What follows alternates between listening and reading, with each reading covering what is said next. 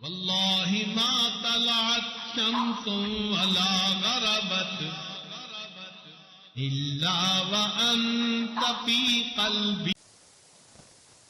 رب العزة عما يصفون وسلام على المرسلين والحمد لله رب العالمين. اللهم صل على سيدنا محمد وعلى آل سيدنا محمد وبارك وسلم. کتاب فطرت کے سرورق پر جو نام احمد رقم نہ ہوتا، یہ محفل کن فکا نہ ہوتی.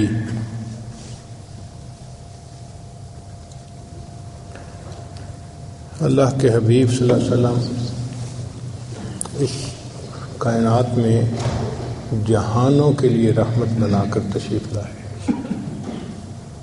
وما ارسلناک الا رحمت للعالمین. ہے میرے محبوب صلی اللہ علیہ وسلم، ہم نے آپ کو جہانوں کے لیے رحمت بنا کر بھیجا، یعنی انسانوں کے لیے بھی، حیوانوں کے لیے بھی، درندوں کے لیے بھی، پرندوں کے لیے بھی، فرشتوں کے لیے بھی. جو مخلوق ہے ہر مخلوق کے لیے اللہ کے حبیب صلی اللہ علیہ وسلم رحمت بن کر تشریف لائے. آپ کا وجود مسعود پوری کائنات کے لیے رحمت. اس لیے شاعر نے کہا، کتاب فطرت کے سرورق پر جو نام احمد رقم نہ ہوتا تو نقش ہستی ابھر نہ سکتا، وجود لوح و قلم نہ ہوتا، زمین نہ ہوتی، فلک نہ ہوتا، عرب نہ ہوتا، عجم نہ ہوتا، یہ محفل کن فکا نہ ہوتی جو وہ امام امم نہ ہوتا. ایک اور شاعر نے کہا، سب سے پہلے مشیت کے انوار سے نقش روئے محمد بنایا گیا، پھر اسی نقش سے مانگ کر روشنی بزم کون و مکان کو سجایا گیا. وہ محمد بھی، احمد بھی، محمود بھی، حسن فطرت کا شاہد مشہود بھی، علم و حکمت میں وہ غیر محدود بھی، ظاہراً امیوں میں اٹھایا گیا. چنانچہ قرآن مجید اگر رحمت ہے تو اللہ کے حبیب صلی اللہ علیہ وسلم رحمت للعالمین ہیں. قرآن کتاب ہے، نبی علیہ السلام صاحب کتاب ہیں. قرآن علم ہے تو نبی علیہ السلام عمل ہیں. قرآن قال ہے تو نبی علیہ السلام حال ہیں. قرآن اجمال ہے تو نبی علیہ السلام اس کی تفصیل ہیں. قرآن اگر متن ہے تو نبی علیہ السلام اس کی تشریح ہیں. قرآن اگر ذکر ہے تو نبی علیہ السلام مذکر ہیں. قرآن اگر نصیحت ہے تو نبی علیہ السلام ناصح ہیں. قرآن اگر وعظ ہے تو اللہ کے نبی علیہ السلام واعظ ہیں. قرآن اگر ہدایت ہے تو نبی علیہ السلام ہادی ہیں. قرآن اگر نور ہے تو نبی علیہ السلام سراجم منیرہ ہیں. قرآن اگر رحمت ہے تو اللہ کے نبی علیہ السلام رحمت للعالمین ہیں. سیدہ صدیقہ رضی اللہ تعالی عنہا فرمایا کرتی تھیں کہ کان خلقہ القرآن، کہ اللہ کے نبی علیہ السلام کی مبارک زندگی وہ ساری کی ساری قرآن کا مجسم نمونہ تھی. یعنی اگر کوئی شخص قرآن مجید کو مجسم شکل میں دیکھنا چاہتا تو وہ اللہ کے محبوب صلی اللہ علیہ وسلم کی مبارک زندگی کو دیکھ لیتا. اس لیے حضرت قاری محمد طیب رحمۃ اللہ علیہ نے عجیب بات لکھی. فرماتے ہیں کہ ذات و صفات کی آیات اعمال نبوی، تکوین کی آیات استدلال نبوی، توجہ اللہ کی آیات خلوت نبوی، تربیت خلق کی آیات جلوت نبوی، مہر کی آیات جمال نبوی، قہر کی آیات جلال نبوی، تجلیات حق کی آیات مشاہدہ نبوی، ابتغاء وجہ اللہ کی آیات مراقبہ نبوی، ترک دنیا کی آیات مجاہدہ نبوی، احوال محشر کی آیات محاسبہ نبوی، نفی غیر کی آیات فنایت نبوی، اثبات حق کی آیات بقائیت نبوی، نعیم جنت کی آیات شوق نبوی، عذاب جہنم کی آیات خوف نبوی، انعام کی آیات انس نبوی، انتقام کی آیات حزن نبوی. قرآن پورا کا پورا کلام اللہ ہے تو دوسرے لفظوں میں یہ سیرت رسول اللہ صلی اللہ علیہ وسلم ہے.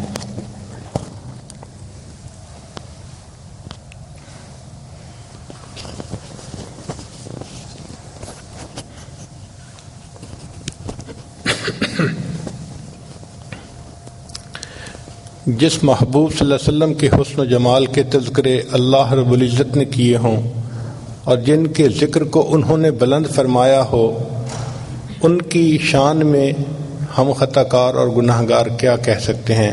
سچی بات تو یہی ہے کہ شاعر نے کہا، ہزار بار بشویم دہن لمشک و گلاب، ہنوز نام تو گفتن کمال بے ادبیست۔ اے اللہ کے حبیب صلی اللہ علیہ وسلم، اگر ہم ہزار مرتبہ بھی اپنے منہ کو مشک اور گلاب سے دھو لیں، پھر بھی ہم خطا کاروں کے لیے آپ کا نام نامی اس میں گرامی لینا بے ادبی ہی ہے۔ آپ صلی اللہ علیہ وسلم مصطفیٰ بھی ہیں، مجتبیٰ بھی ہیں، طاہر بھی ہیں، مطہر بھی ہیں۔ آپ صلی اللہ علیہ وسلم بشیر بھی ہیں، نذیر بھی ہیں، طٰہٰ بھی ہیں، یاسین بھی ہیں، صادق الامین بھی ہیں، تو رحمت للعالمین بھی ہیں۔ وما ارسلناک الا رحمت للعالمین۔ چنانچہ آپ کی صحبت مبارکہ میں ابو بکر آئے تو صدیق بن گئے، عمر آئے تو فاروق بن گئے، عثمان غنی آئے تو ذی النورین بن گئے، علی المرتضیٰ آئے تو باب العلم بن گئے، سلمان رضی اللہ عنہ آئے تو اہل بیت میں سے بن گئے، ابو ذر رضی اللہ عنہ آئے تو فقراء کے تاجدار بن گئے، حمزہ رضی اللہ عنہ آئے تو سید الشہداء بن گئے، ابو ہریرہ رضی اللہ عنہ آئے تو حافظ الحدیث بن گئے، ابن مسعود رضی اللہ عنہ آئے تو فقیہ امت بن گئے، ابن عمر رضی اللہ عنہ آئے تو امام المحدثین بنے، ابن عباس رضی اللہ عنہ آئے تو امام المفسرین بنے، حنظلہ رضی اللہ عنہ آئے تو غسیل الملائکہ بنے، بلال رضی اللہ عنہ آئے تو مؤذن بنے۔ جس نے نماز پڑھتے دیکھا وہ نمازی بنا، جس نے نبی علیہ الصلوۃ والسلام کی مبارک معیت میں بیت اللہ کو دیکھا وہ حاجی بنا، جس نے چہرہ انور کو دیکھا وہ صحابی بنا۔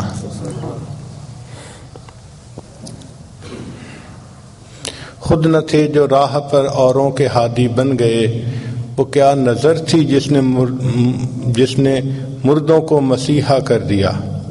چنانچہ اللہ کے حبیب صلی اللہ علیہ وسلم کی تعلیمات ایسی ہیں کہ آپ صلی اللہ علیہ وسلم کی رحمت سے ہر کسی کو فائدہ ملا، ساری مخلوق کو فائدہ ملا۔ انسانوں کو تو ملا، انسانوں کے ساتھ جنوں کو اور انسانوں کے ساتھ جانوروں کو، حتیٰ کہ ملائکہ کو بھی ملا۔ چنانچہ حدیث پاک میں ہے کہ نبی علیہ السلام نے ایک مرتبہ پوچھا، جبرائیل کیا آپ کو میری رحمت للعالمین سے حصہ ملا؟ عرض کیا، اے اللہ کے حبیب صلی اللہ علیہ وسلم، آپ کی تشریف آوری سے پہلے مجھے ہر وقت اپنے انجام کی فکر رہتی تھی۔ میں نے شیطان کو اپنی آنکھوں کے سامنے مردود ہوتے دیکھا تو اس وقت سے میرے دل میں ڈر تھا کہ پتہ نہیں میرا کیا بنے گا، ہر وقت خوف میرے اوپر غالب رہتا تھا۔ جب آپ دنیا میں تشریف لائے تو اللہ رب العزت نے قرآن کی آیات اتاری، انہ لقول رسول کریم ذی قوت عند ذی العرش مکین مطاع ثم امین۔ یہ آیات چونکہ میرے بارے میں تھیں تو ان آیات کے اترنے کے بعد مجھے یہ یقین ہو گیا کہ اللہ کے ہاں میرا انجام اچھا ہوگا، مجھے بھی آپ کی رحمت للعالمین سے حصہ نصیب ہو گیا۔ نبی علیہ الصلوۃ والسلام کا جاگنا تو امت کے لیے رحمت تھا ہی صحیح، اللہ کے حبیب صلی اللہ علیہ وسلم کا سونا بھی امت کے لیے رحمت بن گیا۔ چنانچہ حدیث پاک میں ہے کہ نبی علیہ السلام ایک مرتبہ سفر میں تھے، آپ صلی اللہ علیہ وسلم جب ایک جگہ پڑاؤ ڈالا تو اس وقت فجر کا وقت قریب تھا، مگر سب لشکر والے اس قدر تھکے تھے کہ سو گئے۔ نبی علیہ السلام نے فرمایا، کون ہے جو آج پہرا دے اور ہمیں جگائے؟ بلال لانوں نے ذمہ داری لے لی، اے اللہ کے حبیب صلی اللہ علیہ وسلم سب سو جائیں میں جگا دوں گا۔ چنانچہ سب سو گئے، بلال لانوں پہرا دیتے رہے۔ اللہ کی شان کے کھڑے کھڑے ایک جگہ انہوں نے ٹیک لگائی تو ان کو کھڑے ہوئے نیند آ گئی۔ اب ایسے وقت میں سورج طلوع ہوا تو سورج کی کرنوں نے نبی علیہ السلام کے رخسار مبارک کے بوسے لیے تو اللہ کے حبیب صلی اللہ علیہ وسلم اٹھے، فرمایا، بلال آپ نے تو کہا تھا کہ ہمیں جگائیں گے اور آپ خود بھی سو گئے۔ عرض کیا، اے اللہ کے حبیب صلی اللہ علیہ وسلم، جس ذات نے آپ کو سلایا اس ذات نے مجھے بھی سلا دیا۔ تو نبی علیہ السلام نے فرمایا کہ اللہ رب العزت نے سارے لشکر کو اس لیے سلا دیا کہ آپ لوگوں کے سامنے قضا نماز کا مسئلہ واضح ہو سکے۔ اگر کوئی ایسا معاملہ سونے والا پیش نہ آتا اور نماز قضا نہ ہوتی تو امت کو نماز قضا کرنا جو ہے اس کو ادا کرنا کون سکھاتا؟ تو جس محبوب صلی اللہ علیہ وسلم کی نیند بھی امت کے لیے رحمت ہو، ان کا جاگنا امت کے لیے کتنی رحمت ہوگا۔ بلکہ اللہ کے حبیب صلی اللہ علیہ وسلم کا بھولنا بھی امت کے لیے رحمت. حدیث پاک میں ہے کہ نبی علیہ السلام نے امامت فرمائی اور 4 رکعت کی بجائے 2 پہ سلام پھیر دیا. تو صحابہ نے پوچھا، اے اللہ کے حبیب صلی اللہ علیہ وسلم کیا آج کے بعد یہ نماز 2 رکعت بن گئی؟ فرمایا لا نسیتو بل نسیتو، میں بھولا نہیں، میں بھلا دیا گیا ہوں، اور اللہ نے مجھے اس لیے بھلا دیا گیا ہے کہ بھولنے کے بعد میں آپ لوگوں کو بتاؤں کہ سجدہ سہو کر کے نماز پوری کیسے کی جاتی ہے. جس محبوب صلی اللہ علیہ وسلم کا بھولنا بھی امت کے لیے رحمت ہو، ان کا ہوش کے اندر بات چیت کرنا امت کے لیے کتنی بڑی رحمت ہوگا. اس لیے نبی علیہ السلام امت کے لیے بھی رحمت، غیروں کے لیے بھی رحمت. آپ ذرا غور کیجئے کہ اہل طائف نے نبی علیہ السلام کے ساتھ کتنا برا سلوک کیا تھا کہ آپ صلی اللہ علیہ وسلم کو شہر میں بیٹھنے بھی نہ دیا اور بچوں کو پیچھے لگا دیا کہ آپ صلی اللہ علیہ وسلم کو شہر سے باہر نکال دیں. آپ صلی اللہ علیہ وسلم بڑے غمزدہ تھے. ایسے وقت میں جبریل علیہ السلام آئے اور ان کے ساتھ وہ فرشتہ تھا جو پہاڑوں کا اور ہوا کا انتظام کرنے والا تھا. عرض کیا، اے اللہ کے حبیب صلی اللہ علیہ وسلم، ان لوگوں نے آپ کی شان میں گستاخی کی، بے ادبی کی، اگر آپ اجازت دیں تو ان 2 پہاڑوں کو ٹکرا کر اس بستی کے سب لوگوں کو ختم کر دیا جائے. تو نبی علیہ السلام نے فرمایا کہ اگر یہ لوگ مجھے نہیں پہچان سکے تو ہو سکتا ہے کہ ان کی اولادوں میں ایسے لوگ پیدا ہوں جو ایمان قبول کریں اور میری اس ہدایت کی بات کو ماننے والے بن جائیں. چنانچہ عذاب ٹال دیا گیا تو نبی علیہ السلام ان کفار کے لیے بھی رحمت بن گئے. اور واقعی بعد میں اہل طائف مدینہ طیبہ آئے اور انہوں نے آ کر اسلام کو قبول کر لیا. جو عاصی کو کملی میں اپنی چھپا لے، جو دشمن کو بھی زخم کھا کر دعا دے، اسے اور کیا نام دے گا زمانہ، وہ رحمت نہیں ہے تو پھر اور کیا ہے. جب فتح مکہ ہوا تو اس وقت نبی علیہ السلام کے سامنے قریش مکہ کے بڑے بڑے سردار جو تھے وہ آئے. اللہ کے حبیب صلی اللہ علیہ وسلم جانتے تھے کہ کس نے کیا کیا ہوا تھا. کہتے ہیں نا مجھے یاد ہے وہ ذرا ذرا، تمہیں یاد ہو کہ نہ یاد ہو. تو اللہ کے محبوب صلی اللہ علیہ وسلم کو سب باتیں یاد تھیں کہ انہوں نے بلال کے ساتھ کیا کیا تھا، خباب کے ساتھ کیا کیا تھا، خبیب کے ساتھ کیا کیا تھا، سمیہ کے ساتھ کیا کیا تھا، زنیرہ کے ساتھ کیا کیا تھا، کس طرح انہوں نے صحابہ کو تکلیفیں پہنچائی تھیں. اور یہ بھی پتہ تھا کہ میں سجدے میں تھا اور کفار نے میرے اوپر اونٹ کی اوجھڑی لا کر رکھ دی تھی اور مجھ سے سجدے سے اٹھا بھی نہیں گیا تھا. اتنی تکالیف آپ صلی اللہ علیہ وسلم کو پہنچائی تھیں. آج وقت تھا کہ آپ صلی اللہ علیہ وسلم ان کو سبق سکھاتے، ان سے بدلہ لیتے اور ان لوگوں کو قرار واقعی سزا دیتے، مگر اللہ کے حبیب صلی اللہ علیہ وسلم نے عفو درگزر سے کام لیا اور کہا کہ آپ لوگوں نے جو میرے ساتھ کیا میں آپ لوگوں کے ساتھ وہ نہیں کروں گا. فرمایا کہ جو یوسف علیہ السلام نے اپنے بھائیوں کو کہا تھا کہ لا تثریب علیکم اليوم، جاؤ تمہارے اوپر کوئی قصور نہیں، میں نے تم سب کو معاف کر دیا. تو نبی علیہ السلام نے فرمایا میں بھی اپنے بھائی یوسف علیہ السلام کی طرح آج یہی کہتا ہوں کہ جاؤ تم پر کوئی قصور نہیں، میں نے آج تم سب کے قصوروں کو معاف فرما دیا. تو آپ صلی اللہ علیہ وسلم دشمنوں کے لیے بھی رحمت بن گئے. چنانچہ فتح مکہ کے دن اللہ کے پیارے حبیب صلی اللہ علیہ وسلم بیت اللہ کے اندر جانا چاہتے تھے تو بیت اللہ کی چابی تھی عثمان بن طلحہ، ایک شخص تھے ان کے پاس. نبی علیہ السلام نے ان کو بلایا، فرمایا عثمان مجھے بیت اللہ کی چابی چاہیے، تو اس نے چابی دے دی. نبی علیہ السلام بیت اللہ کا دروازہ کھول کر اندر تشریف لے گئے. نبی علیہ السلام نے 2 رکعت نفل ادا کیے، پھر دعا مانگی. آپ صلی اللہ علیہ وسلم کے ساتھ باقی صحابہ بھی تھے، ابو بکر، عمر، عثمان و علی سب ساتھ تھے، حضرت عباس عنہ بھی ساتھ تھے. جب باہر نکلے تو سب صحابہ کی ایکسپیکٹیشن یہ تھی کہ اب تو کنجی نبی علیہ السلام کے ہاتھوں میں آ گئی، اب اللہ کے حبیب صلی اللہ علیہ وسلم یہ کنجی ہم میں سے ہی کسی خادم کے حوالے فرمائیں گے. لیکن نبی علیہ السلام جب باہر تشریف لائے تو آپ صلی اللہ علیہ وسلم نے عثمان بن طلحہ کو بلا کر کہا عثمان تمہیں یاد ہے ہجرت کے وقت جب میں مکہ مکرمہ چھوڑ کے جا رہا تھا تو میرا دل بہت غم زدہ تھا، میرا دل چاہتا تھا میں بیت اللہ کے اندر جاؤں اور اللہ سے دعا کروں، عبادت کروں، اور میں نے تم سے اس وقت کہا تھا کہ بیت اللہ کا دروازہ کھول دو، مجھے اندر جانا ہے. عثمان تم نے انکار کر دیا تھا، اور میں نے کہا تھا کہ عثمان جس جگہ پر آج تم کھڑے ہو ایک وقت آئے گا اس جگہ پر میں کھڑا ہوں گا، اور جہاں میں کھڑا ہوں اس جگہ پر تم کھڑے ہوگے۔ عثمان تم نے دیکھا اللہ نے میرے ساتھ جو وعدہ کیا تھا وہ سچا ثابت کر دیا، آج چابی میرے ہاتھوں میں ہے، تم خالی ہاتھ کھڑے ہو، مگر عثمان میں تمہارے ساتھ وہ نہیں کروں گا جو تم نے میرے ساتھ کیا تھا، میں یہ چابی تمہارے ہی ہاتھوں میں دیتا ہوں، قیامت تک یہ تمہاری ہی نسلوں میں باقی رہے گی۔ آپ سوچئے اللہ کے حبیب صلی اللہ علیہ وسلم کیسے یعنی رحمت تھے، ہر کسی کے لیے آپ کا وجود مسعود رحمت تھا۔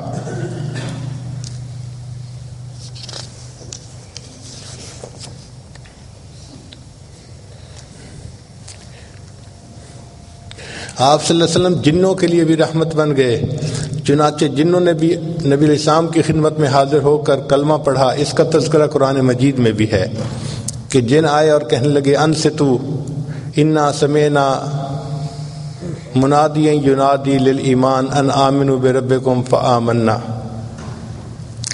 نبی علیہ السلام نے فرمایا کہ جو ہڈیاں وغیرہ پڑی ہوتی ہیں تم ان کے ساتھ نجاست مت لگایا کرو، اس لیے کہ یہ جنوں کی خوراک ہوتی ہے۔ تو دیکھو کہ آپ صلی اللہ علیہ وسلم کی تعلیمات سے جنوں کو بھی فائدہ پہنچ رہا ہے، یعنی دوسرے لفظوں میں نبی علیہ السلام کی رحمت للعالمین سے ان کو بھی حصہ مل رہا ہے۔ جانوروں کے لیے رحمت بن گئے۔ قریش مکہ کے زمانے میں کھڑے جانور کو جسم کے کسی حصے کا گوشت کاٹ کے پکایا جاتا تھا، اور جانور کو کیا تکلیف ہوئی اس کا کوئی خیال نہیں رکھا جاتا تھا۔ نبی علیہ السلام تشریف لائے تو اللہ کے حبیب صلی اللہ علیہ وسلم نے بتلایا کہ جانور کو اس طرح نہیں تکلیف دینی چاہیے، ہاں اگر اللہ کے نام پہ ذبح کرنا ہو وہ تو اور بات ہے۔ چنانچہ آپ صلی اللہ علیہ وسلم نے فرمایا کہ جانور کو تم اگر اپنے گھر میں پالو تو اس کو تم ضرورت کے مطابق کھلاؤ اور پلاؤ اور اس کا خیال رکھو، اور یہ بھی فرمایا کہ اگر اونٹ وغیرہ ہے تو کھڑی حالت میں اس کے اوپر مت بیٹھ جاؤ، اس کو کرسی کے طور پہ استعمال نہ کرو، اگر اوپر بیٹھنا ہے تو تم اب سفر کرو۔ تو اللہ کے حبیب صلی اللہ علیہ وسلم نے جانوروں کے بھی حقوق آ کر سمجھائے، تو جانوروں کو بھی محبوب کی رحمت للعالمین سے حصہ مل گیا۔ چنانچہ اللہ تعالیٰ فرماتے ہیں وما ارسلناک الا رحمت للعالمین۔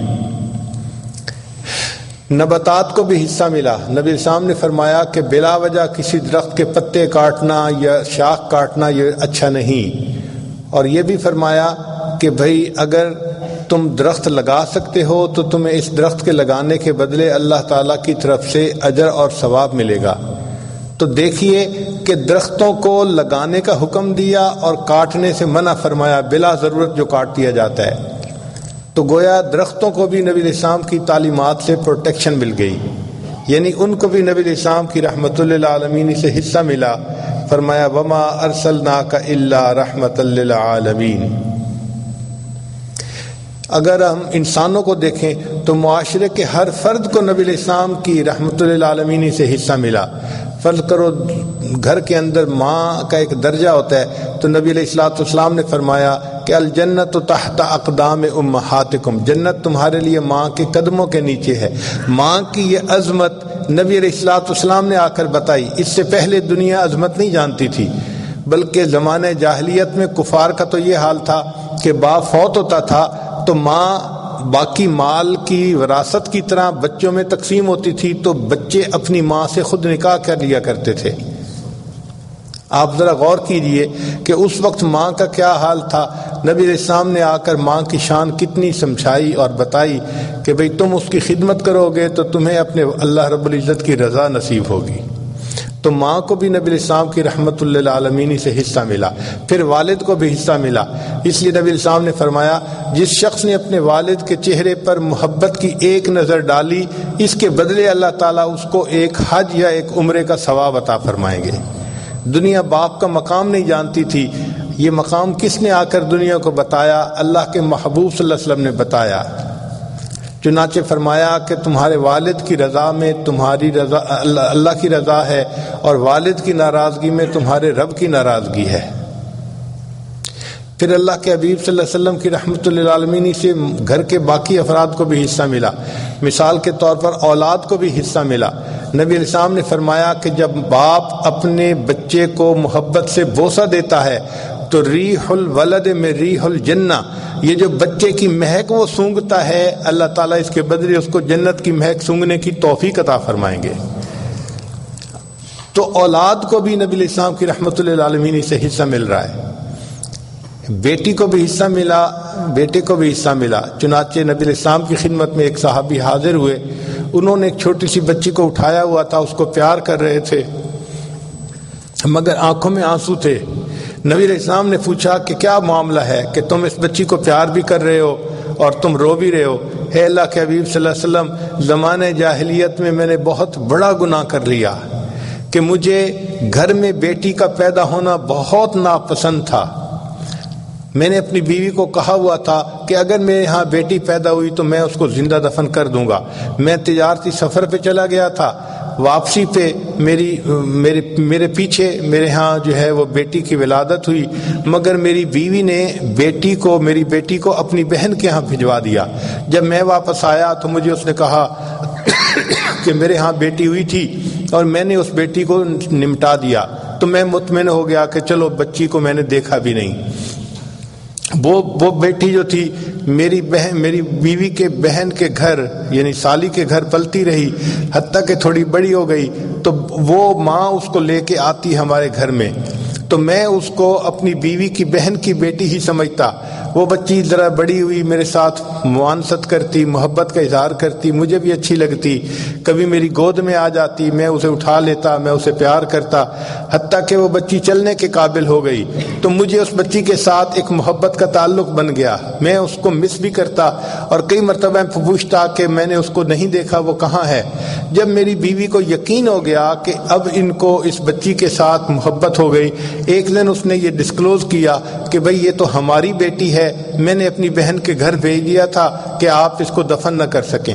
وہ کہتے ہیں کہ میں نے یہ سنا اور میرے دل کے اندر اس وقت سے نا ایک بغض بیٹھ گیا کہ میں نے اس لڑکی کو زمین میں دفن کرنا ہے۔ چنانچہ ایک دن میں اس کو بازار لے کے جاتا تھا، وہ میرے ساتھ کھیلتی تھی، باتیں کرتی تھی، محبت کا اظہار کرتی تھی۔ میں ایک دن اس کو لے کے جنگل میں گیا اور میں نے اپنے ساتھ کسی بھی لے لی، تو کسی لے کر میں زمین کھودنے لگا۔ میں اس بچی کے لیے گڑھا کھود رہا تھا اور وہ مٹی میرے کپڑوں پر پڑ رہی تھی، تو بچی میرے قریب آئی اور کہنے لگی کہ ابو آپ کے کپڑوں پر مٹی لگ رہی ہے۔ میں نے اس کی ان معصومانہ باتوں کا بھی کوئی لحاظ نہ کیا اور میرے اوپر ایسی حیوانیت چھائی ہوئی تھی کہ میں نے گڑھا کھودا اور بالآخر اس بچی کو دھکا دیا اور اس کے اوپر مٹی ڈالنی شروع کر دی۔ وہ بچی رونے لگی، میری آنکھوں میں مٹی جا رہی ہے، سر میں مٹی جا رہی ہے، آپ ایسا کیوں کر رہے ہیں؟ میں نے اس کی کوئی بات نہیں سنی، مٹی ڈالتا رہا حتیٰ کہ اس کی آواز آنی بند ہو گئی۔ میں نے اس بچی کو اپنے ہاتھوں سے زمین میں دفن کر دیا۔ اے اللہ کے حبیب صلی اللہ علیہ وسلم، ایک میری زندگی کا وہ رخ تھا اور ایک رخ یہ ہے کہ آپ صلی اللہ علیہ وسلم تشریف لائے اور آپ نے بچوں سے پیار کرنا سکھایا۔ یہ بیٹی میرے بھائی کی بیٹی ہے، چھوٹی ہے، مگر اب اس کو بھی میں پیار کرتا ہوں، اپنے ساتھ لے کے پھرتا ہوں اور اپنی محبت کا اظہار کرتا ہوں۔ تو اللہ کے محبوب صلی اللہ علیہ وسلم کی رحمت للعالمین سے بیٹی نے بھی حصہ پایا، بیٹے نے بھی پایا، ماں نے بھی پایا، باپ نے بھی پایا، میاں نے بھی پایا، بیوی نے بھی پایا۔ چنانچہ نبی علیہ السلام نے فرمایا کہ جو عورت اس حال میں فوت ہو کہ وہ فرض ادا کرنے والی ہو اور اس کا خامد اس سے راضی ہو تو اس کے لیے جنت کے سب دروازے کھول دیے جائیں گے، وہ جس دروازے سے چاہے گی جنت میں داخل ہو جائے گی۔ خامد کو یہ مقام کس نے سمجھایا؟ اللہ کے حبیب صلی اللہ علیہ وسلم نے سمجھایا۔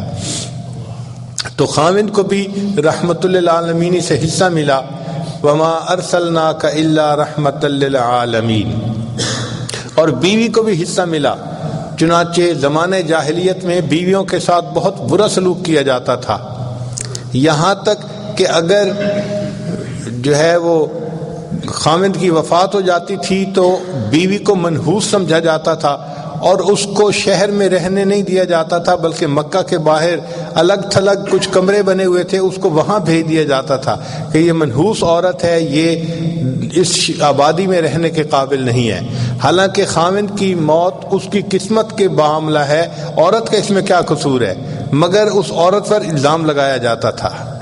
اللہ کے حبیب صلی اللہ علیہ وسلم تشریف لائے تو آپ نے سکھایا کہ دیکھو اچھا خامد وہ ہے جو تم میں سے اپنی بیوی کے ساتھ زیادہ اچھے سلوک کی زندگی گزارے۔ نبی اسلام نے فرمایا خیرکم خیرکم لأہلہ، تم میں سے سب سے بہتر وہ ہے جو تم میں سے اپنے اہل خانہ کے لیے بہتر ہے۔ تو آدمی کی اچھائی کا اندازہ اس کے دفتر سے نہیں لگائیں گے، اس کے بزنس سے نہیں لگائیں گے، اس کی فیکٹری سے نہیں لگائیں گے، بلکہ اس کی اچھائی کا اندازہ اس کے گھر والوں کے ساتھ جو اس کا اخلاق ہے اس سے لگائیں گے کہ بھئی یہ گھر والوں کے ساتھ حسن معاشرت کتنی رکھتا ہے۔ آپ دیکھیے بیوی کو عزت کس نے دلوائی؟ اللہ کے محبوب صلی اللہ علیہ وسلم نے دلوائی۔ چنانچہ ایک روایت کا مفہوم ہے کہ خاوند جب بیوی کو محبت کی نظر سے دیکھ کر مسکراتا ہے اور بیوی خاوند کو دیکھ کر مسکراتی ہے، اللہ رب العزت ان دونوں کو دیکھ کر مسکراتے ہیں۔ اس لیے فرمایا کہ انسان جو بھی خرچ کرتا ہے وہ صدقہ کہلاتا ہے دین کے لیے، لیکن اگر وہ بیوی کے اوپر خرچ کرتا ہے تو اللہ تعالیٰ اس کو بہترین صدقہ کرنے کا ثواب عطا فرماتے ہیں۔ تو بیوی کو عزتیں ملی اللہ کے حبیب صلی اللہ علیہ وسلم کی وجہ سے، اس لیے فرمایا وَمَا أَرْسَلْنَاكَ إِلَّا رَحْمَةً لِّلْعَالَمِينَ۔ پھر اللہ کے حبیب صلی اللہ علیہ وسلم نے کی رحمت سے تاجر نے بھی حصہ پایا۔ نبی اسلام نے فرمایا التاجر الصدوق، جو سچ بولنے والا تاجر ہوگا اللہ تعالیٰ اس کو قیامت کے دن انبیاء کی قطار کے فوراً پیچھے جگہ عطا فرمائیں گے۔ تو تاجر کو بھی عزتیں ملی دنیا کی اور آخرت کی۔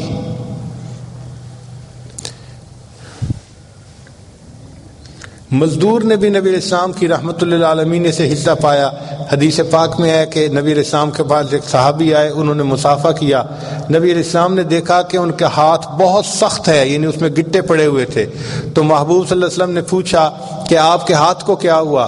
عرض کیا ہے اللہ کے حبیب صلی اللہ علیہ وسلم میں پتھر توڑتا ہوں اور وہ پتھر مکان بننے میں استعمال ہوتے ہیں، اور مزدوری کی وجہ سے میرے ہاتھ جو ہیں وہ سخت ہو گئے ہیں۔ تو نبی علیہ الصلوۃ والسلام نے فرمایا الکاسب حبیب اللہ، کہ جو ہاتھ سے محنت اور مزدوری کرتا ہے وہ اللہ کا حبیب ہوتا ہے۔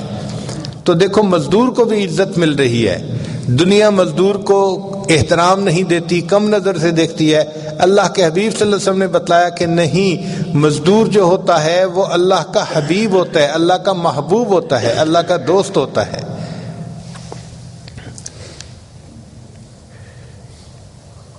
پھر اللہ کے حبیب صلی اللہ علیہ وسلم امیر کے لیے بھی رحمت بنے، غریب کے لیے بھی رحمت بنے۔ چنانچہ نبی علیہ الصلوۃ والسلام نے فرمایا کہ جو امیر لوگ نرم بستروں پر زندگیاں گزارنے والے ہوں گے مگر اللہ کو یاد کریں گے، اللہ اس کے بدلے ان کو قیامت کے دن جنت عطا فرمائیں گے۔ نرم بستروں پر ذکر کرنے کی وجہ سے اللہ تعالیٰ ان کو جنت کی نعمتیں عطا فرمائیں گے۔ تو امیر کو سمجھ لگ گئی کہ کس طرح میں زندگی گزاروں تو مجھے جنت کا راستہ نصیب ہو جائے گا۔ تو امیر کے لیے بھی آپ رحمت بن کر تشریف لائے، اور اللہ کے نبی وسلم غریب کے لیے بھی رحمت بن کر آئے۔ نبی علیہ السلام نے خوشخبری دی کہ قیامت کے دن جو غریب ہوں گے وہ امیروں سے 500 سال پہلے جنت میں داخل کر دیے جائیں گے، اور آخرت کا ایک دن دنیا کے 50,000 سال کے برابر ہوگا۔ اگر ایک دن دنیا کے 50,000 سال کے برابر ہے تو جو لوگ 500 سال پہلے جنت داخل کر دیے جائیں وہ کتنے خوش نصیب لوگ ہوں گے۔ نبی علیہ السلام نے دعا مانگی اللہم احینی مسکینہ وامتنی مسکینہ واحشرنی فی زمرۃ المساکین، اے اللہ مجھے مسکینی کی حالت میں زندہ رکھیے، مسکینی کی حالت میں مجھے موت دیجیے، اور قیامت کے دن مسکینوں کے ساتھ میرا حشر فرما دیجیے۔ تو غریب اور مسکین کو عزت ملی کہ اللہ کے حبیب صلی اللہ علیہ وسلم نے دعائیں ایسی کیں کہ جس کی وجہ سے مسکینوں کو دنیا میں عزت کی نگاہ سے دیکھا جانے لگا۔ اس کو کہتے ہیں وما ارسلناک الا رحمت للعالمین، اے محبوب ہم نے آپ کو نہیں بھیجا مگر جہانوں کے لیے رحمت بنا کر بھیجا ہے۔ اللہ کے حبیب صلی اللہ علیہ وسلم بیمار کے لیے رحمت بن کر تشریف لائے۔ نبی علیہ السلام نے فرمایا کہ جب کوئی آدمی بیمار ہوتا ہے تو اللہ رب العزت اس کے لیے فرشتے کو بلا کر فرماتے ہیں کہ دیکھو میرا بندہ صحت کی حالت میں جو اعمال کرتا تھا اب بیمار ہو گیا، اب عذر ہے، لیکن جو اعمال صحت میں کرتا تھا تم اس کا وہ اجر اسی طرح لکھتے رہنا۔ اور یہ بھی فرمایا کہ یہ درد کی وجہ سے کراہے گا تو اس کے کراہنے پر سبحان اللہ اور الحمدللہ پڑھنے کا اجر لکھنا۔ اور یہ بھی فرمایا کہ بیمار آدمی جب شفا پاتا ہے تو اس کے گناہ اس طرح جھڑ جاتے ہیں جیسے پت جھڑ کے موسم میں درختوں کے پتے جھڑ جایا کرتے ہیں۔ چنانچہ بعض احادیث میں ہے کہ بعض بیمار لوگ جب بیماری سے شفا یاب ہوتے ہیں وہ اس طرح گناہوں سے پاک ہوتے ہیں جیسے اس دن پاک تھے جب ان کی ماں نے ان کو جنم دیا تھا۔ تو بیماری انسان کے لیے مغفرت کا سبب بن جاتی ہے۔ یہ تعلیمات کس نے دیں؟ اللہ کے حبیب صلی اللہ علیہ وسلم نے دیں، یعنی بیمار کو بھی اللہ کے محبوب صلی اللہ علیہ وسلم کی رحمت للعالمین سے حصہ ملا۔ اس کو کہتے ہیں وما ارسلناک الا رحمۃ للعالمین۔ پھر اللہ کے حبیب صلی اللہ علیہ وسلم یتیم کے لیے بھی رحمت بن کر تشریف لائے۔ چنانچہ یتیموں کے ساتھ زمانہ جاہلیت میں بہت برا سلوک کیا جاتا تھا، ان کا مال پیسہ غبن کر لیا جاتا تھا اور ان کو لاوارث چھوڑ دیا جاتا تھا، کوئی ان کے سر پہ ہاتھ رکھنے والا نہیں ہوتا تھا۔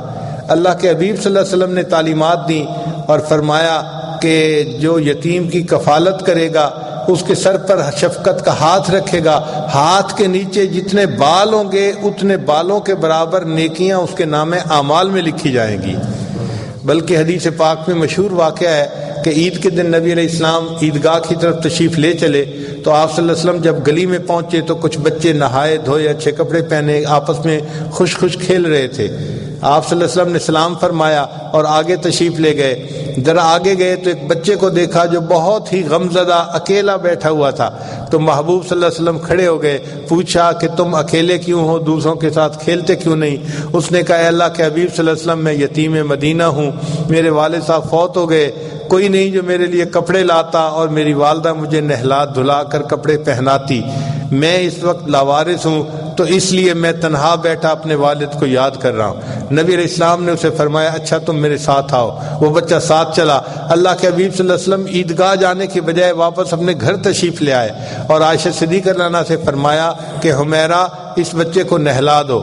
چنانچہ بچے کو جب نہلایا گیا تو وہ بچہ حضرت حسن رضی اللہ عنہ کے ہم عمر تھا، تو نبی علیہ السلام نے فاطمہ زہرا رضی اللہ عنہا کو پیغام بھجوایا کہ حسن کے اگر اچھے دھلے کپڑے ہوں تو بھجوا دیجیے۔ وہ جب کپڑے آ گئے تو وہ بچے کو نئے یا دھلے ہوئے کپڑے صاف پہنا دیے گئے، پھر ان کے سر پہ تیل لگایا گیا، آنکھوں میں سرما ڈالا گیا، عائشہ صدیقہ رضی اللہ عنہا نے اس کے بالوں میں کنگھی بھی کی، خوشبو لگائی۔ جب وہ بچہ تیار ہو گیا تو اللہ کے حبیب صلی اللہ علیہ وسلم نے اس سے پوچھا کہ بتاؤ تم اپنے والد کے ساتھ جب عیدگاہ جاتے تھے تو کس طرح چل کے جاتے تھے، ہاتھ پکڑ کے چلتے تھے یا کیا کرتے تھے؟ اس نے کہا اے اللہ کے حبیب صلی اللہ علیہ وسلم میں اپنے والد کے کندھوں پر بیٹھ کر جایا کرتا تھا۔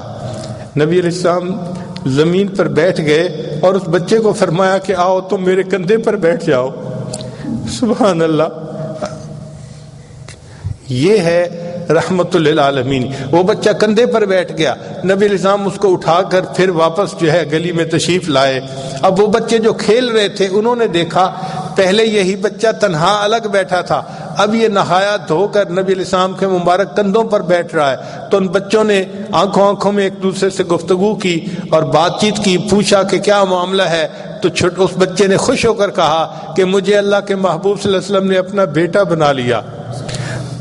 کتابوں میں تو یہاں تک لکھا ہے کہ وہ جو کھیل رہے تھے بچے، ان میں سے ایک بچے نے ٹھنڈی سانس لی اور کہنے لگا کاش میرے والد بھی فوت ہو چکے ہوتے اور اللہ کے حبیب صلی اللہ علیہ وسلم مجھے بھی اپنا بیٹا بنا لیتے۔ نبی علیہ السلام اس حال میں اس بچے کو لے کے عیدگاہ تشریف لائے تو جب آپ صلی اللہ علیہ وسلم ممبر پر چڑھنے لگے تو وہ بچہ نیچے بیٹھنے لگا۔ نبی علیہ السلام نے فرمایا نہیں، تم نیچے نہیں بیٹھو گے بلکہ ممبر میں جہاں میں بیٹھوں گا میرے ساتھ تم بیٹھو گے۔ آپ صلی اللہ علیہ وسلم نے اس یتیم بچے کو اپنے ساتھ بٹھایا اور پھر اس کے سر پر ہاتھ رکھ کر فرمایا انا وکافل الیتیم ھکذا، کہ قیامت کے دن میں اور یتیم کی کفالت کرنے والا جنت میں اس طرح ایک دوسرے کے ساتھ اکٹھے ہوں گے۔ اب دنیا کو پتہ چلا کہ یتیم کی کفالت کرنا کتنا بڑا اجر کا کام ہے، تو اللہ کے حبیب صلی اللہ علیہ وسلم کی رحمت للعالمین سے یتیم کو بھی حصہ ملا۔ فرمایا وما ارسلناک الا رحمت للعالمین۔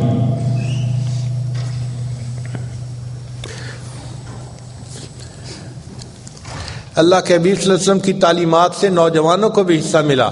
چنانچہ حدیث پاک میں نبی علیہ السلام نے فرمایا کہ جو نوجوان جوانی کی حالت میں اللہ کی عبادت میں سرشار ہوتا ہے اس عمل کی وجہ سے اللہ اس کو قیامت کے دن عرش کا سایہ عطا فرمائیں گے. شاب نشأ فی عبادت اللہ، وہ نوجوان جو اللہ کی عبادت میں سرشار ہو، قیامت کے دن اس کو عرش کا سایہ نصیب ہوگا.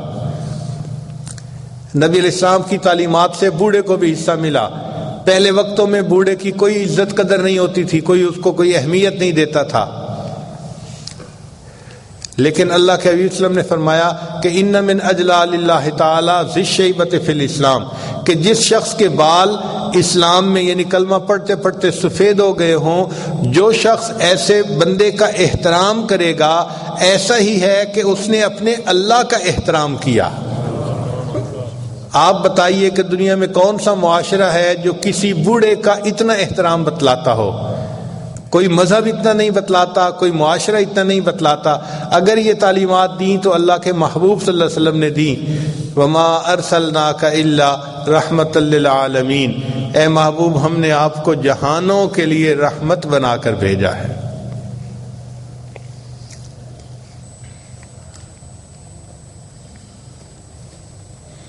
چنانچہ اللہ کے حبیب صلی اللہ علیہ وسلم ساری انسانیت کے لیے رحمت بن کر تشریف لائے. قیامت کے دن جب اللہ رب العزت جلال میں ہوں گے تو اس وقت جہنم کو لایا جائے گا. 19 فرشتے ہوں گے جو اس کو کھینچ کر لائیں گے، اور جہنم کی آگ ابھر رہی ہوگی اور اس کے انگارے اوپر اٹھ کر جائیں گے اور نیچے لوگوں پر گریں گے.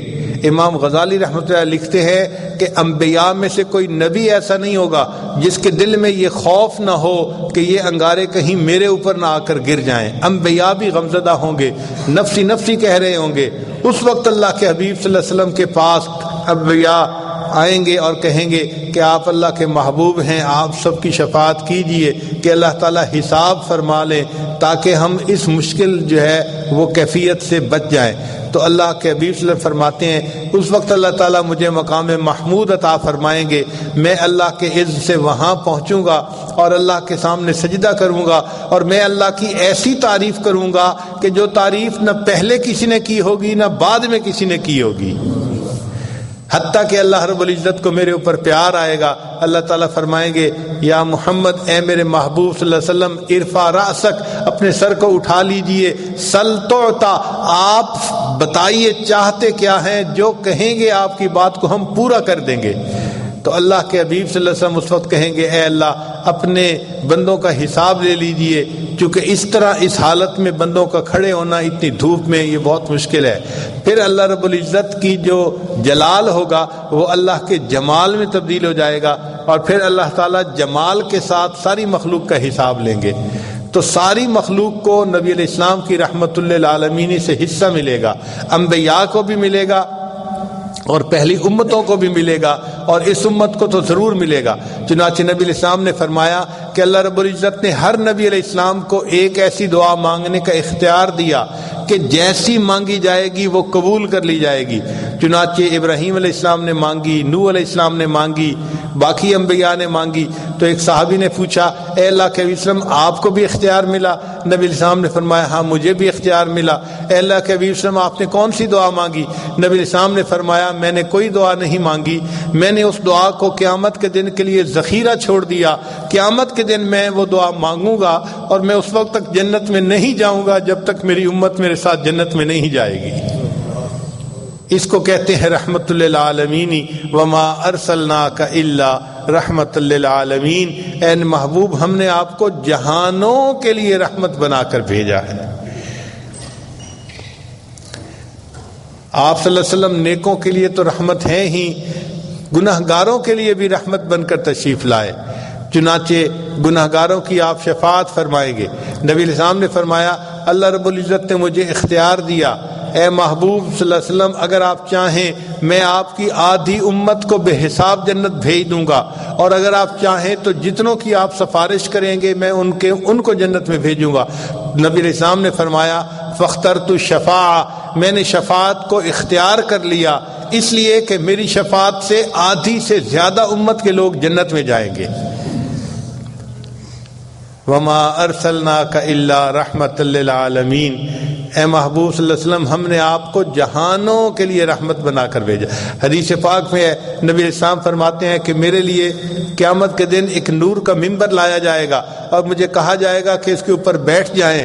میں اس ڈر کی وجہ سے ممبر پر نہیں بیٹھوں گا کہ ایسا نہ ہو کہ میں ممبر پر بیٹھ جاؤں اور یہ ممبر اڑ کر جنت میں چلا جائے اور میری امت پیچھے اکیلی رہ جائے، تو میں امت کی انتظار کی وجہ سے کھڑا رہوں گا اور کہوں گا کہ اللہ میری امت کا حساب جلدی لے لیجئے، پھر میں بیٹھوں گا اور آگے جنت میں جاؤں گا۔ تو اللہ کے حبیب صلی اللہ علیہ وسلم اس وقت امت کی شفاعت کریں گے جب شفاعت کرنے والا کوئی نہیں ہوگا۔ فرمایا وما ارسلناک الا رحمت للعالمین، اے محبوب ہم نے آپ کو جہانوں کے لیے رحمت بنا کر بھیجا ہے۔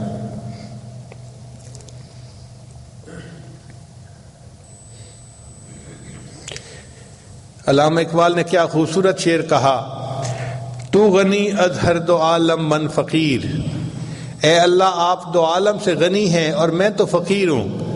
تو غنی از ہر دو عالم من فقیر، روز محشر عذر ہائے من پذیر، اللہ قیامت کے دن میرے عذروں کو قبول کر لینا، گر تمہیں بینی حسابم ناگزیر، اللہ اگر آپ یہ فیصلہ کر لیں کہ قیامت کے دن میرا حساب ضرور لینا ہے، از نگاہ مصطفیٰ پنہاں بگیر، اللہ مصطفیٰ کریم کی نگاہوں سے اوجھل میرا حساب لینا، مجھے ان کے سامنے شرمندگی نہ اٹھانی پڑ جائے۔ چنانچہ آپ صلی اللہ علیہ وسلم پورے جہانوں کے لیے رحمت بن کر تشریف لائے۔ اس رحمت للعالمین کی ولادت کا یہ مہینہ ہے، اس کی وجہ سے ہر کلمہ گو کے دل میں خوشی ہوتی ہے، اس لیے اس مہینے میں نبی علیہ السلام کی سیرت کے مختلف پہلوؤں کو بیان کیا جاتا ہے اور ان تعلیمات پر عمل کرنے کا ارادہ اور عزم نو کیا جاتا ہے۔ ان مجالس میں آنا نبی علیہ السلام کے ساتھ محبت کی دلیل ہے۔ اللہ رب العزت اس محبت کو قبول فرمائے اور اس کے بدلے اللہ تعالیٰ قیامت کے دن ہمیں نبی علیہ السلام کے غلاموں میں شامل فرمائے۔ حدیث پاک میں ہے کہ ثوبان رضی اللہ عنہ نبی علیہ السلام کے غلام تھے، وہ دیکھ رہے تھے کہ نبی علیہ السلام دعا مانگ رہے ہیں، اے اللہ مجھے میرے چاہنے والوں سے جلدی ملا دینا، میرے محبین سے جلدی ملا دینا۔ تو جب نبی علیہ السلام دعا مانگ کے فارغ ہوئے تو ثوبان رضی اللہ عنہ قریب آئے، اے اللہ کے حبیب صلی اللہ علیہ وسلم ہم آپ کے غلام بے دام ہیں، ہر وقت خدمت میں حاضر ہیں، آپ کن کے لیے دعا مانگ رہے تھے کہ اللہ مجھے ان سے جلدی ملا دینا، جلدی ملا دینا؟ تو نبی علیہ السلام نے فرمایا ثوبان تم نے مجھے دیکھا، جبریل علیہ السلام کو اترتے دیکھا، قرآن کو اترتے دیکھا، تمہارا ایمان بھی بڑا قیمتی ہے، مگر کچھ لوگ میری امت میں ایسے بھی ہوں گے جو قرب قیامت میں پیدا ہوں گے، انہوں نے مجھے نہیں دیکھا ہوگا، صرف اپنے علماء سے میرے تذکرے سنے ہوں گے، اور اس ثوبان وہ تذکرے سن کر مجھ سے اتنی محبت کرنے والے بن جائیں گے، اگر ان کو اختیار دیا جاتا کہ وہ اپنی اولاد کو بیچ کر میرا دیدار کر سکتے تو وہ یہ کام بھی کر گزرتے۔ ان اپنے چاہنے والوں کے لیے میں اداس ہوں اور دعا کر رہا ہوں کہ اللہ مجھے ان اپنے احبا سے جلدی ملا دینا۔ تو یہ خوش نصیبی ہے کہ آج اس دور میں جو قرب قیامت کا دور ہے، اللہ رب العزت نے دلوں میں اپنے محبوب صلی اللہ علیہ وسلم کی محبت ڈالی ہے۔ عجب چیز ہے عشق شاہ مدینہ، یہی تو ہے عشق حقیقی کا زینہ، ہے معمور اس عشق سے جس کا سینہ، اسی کا ہے مرنا اسی کا ہے جینا۔ اللہ تعالیٰ اس محبت پر ہمیں زندگی عطا فرمائے، حتیٰ کہ جب ملک الموت آئے ہمارے دماغ کو ٹٹولے تو علم نبوی سے بھرا ہوا نظر آئے، ہمارے دلوں کو ٹٹولے تو عشق نبوی سے بھرا پائے، ہمارے اعضاء کو ٹٹولے تو سنت نبوی سے سجا ہوا پائے۔ اس حالت میں ہم اپنے اللہ کے حضور جائیں اور اللہ کے سامنے پیش ہوں اور پھر یہ کہہ دیں تیرے محبوب کی یا رب شباہت لے کے آیا ہوں، حقیقت اس کو تو کر دے میں صورت لے کے آیا ہوں۔ اے اللہ ہم تو صرف صورت لے کے آئے ہیں، آپ رحمت فرما کے اس کو حقیقت میں تبدیل فرما دیجیے۔ چنانچہ آج نبی علیہ الصلوۃ والسلام کی جو ہے نا وہ ذکر کی اس محفل میں ہم اکٹھے ہیں، اللہ تعالیٰ اس کو ہمارے لیے بخشش کا ذریعہ بنا دے۔ سلام اس پر کہ جس نے بے کسوں کی دستگیری کی، سلام اس پر کہ جس نے بادشاہی میں فقیری کی، سلام اس پر کہ جس کے گھر میں چاندی تھی نہ سونا تھا، سلام اس پر کہ ٹوٹا بوریا جس کا بچھونا تھا، سلام اس پر جو بھوکا رہ کے اوروں کو کھلاتا تھا، سلام اس پر جو سچائی کی خاطر دکھ اٹھاتا تھا، سلام اس پر جو فرش خاک پر جاڑے میں سوتا تھا، سلام اس پر جو امت کے لیے راتوں کو روتا تھا، سلام اس پر کہ جس نے فضل کے موتی بکھیرے ہیں، سلام اس پر بروں کو جس نے فرمایا کہ میرے ہیں۔ ساری دنیا اچھوں کو اپنا بناتی ہے مگر بروں کو اپنا کوئی نہیں بناتی۔ نبی علیہ الصلوۃ والسلام نے بروں کو سینے سے لگایا اور ان کو اپنا بنا کر دکھایا۔ نشہ پلا کے گرانا تو سب کو آتا ہے، مزہ تو تب ہے کہ گرتوں کو تھام لے ساقی۔ یہ اللہ کے محبوب صلی اللہ علیہ وسلم کی مبارک سیرت ہے جس پر اللہ تعالی ہمیں عمل کرنے کی توفیق عطا فرمائے۔ جو عاصی کو کملی میں اپنی چھپا لے، جو دشمن کو بھی زخم کھا کر دعا دے، اسے اور کیا نام دے گا زمانہ، وہ رحمت نہیں ہے تو پھر اور کیا ہے۔ اس رحمت للعالمینی کی رحمت سے اللہ تعالی ہمیں دنیا میں بھی حصہ عطا فرمائے، قیامت کے دن بھی حصہ عطا فرمائے، اور محبوب صلی اللہ علیہ وسلم کے مبارک ہاتھوں سے حوض کوثر کا جام عطا فرمائے، اور جنت میں نبی علیہ الصلوۃ والسلام کے قدموں میں ہمیں جگہ نصیب فرمائے۔ وآخر دعوانا ان الحمد للہ رب العالمین۔